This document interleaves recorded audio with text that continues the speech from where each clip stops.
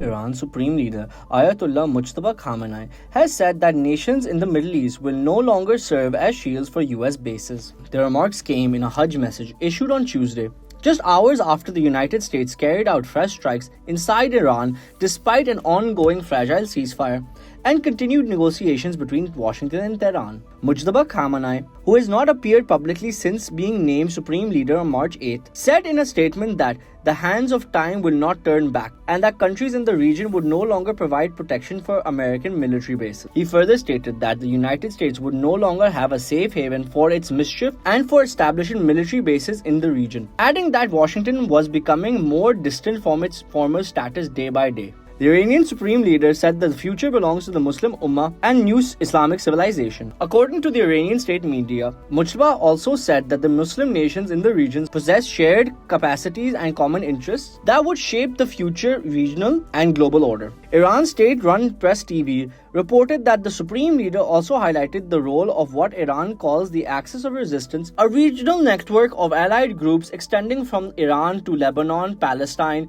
Iraq, and Syria, as well as Yemen, Africa, Afghanistan, and Pakistan. According to the report, Mujtaba said the network had confronted American influence, challenged Israeli occupation, and fought the militant Islamic State group. Press TV further quoted him as calling Israel a cancerous tumor and an unstable regime, nearing the final stages of its cursed life. The report also stated that Mujtaba said Iran has succeeded in rendering Israel helpless under its heavy blows, while also delivering what he described as a hard slap to the United States and preventing efforts to force Iran into surrender. The Iranian leader also praised the country's armed forces and allied resistance groups for what he called remarkable victories against the US and Israel. The conflict between Tehran and Washington began after US-Israeli strikes on Iran on February 28th, which also led to the assassination of former Supreme Leader Ayatollah Ali Khamenei, Mujtaba's father. The confrontation later spread across the Middle East as Iran targeted US bases and assets in the Gulf countries and blocked the Strait of Hormuz in retaliation. The Strait of Hormuz is a major maritime corridor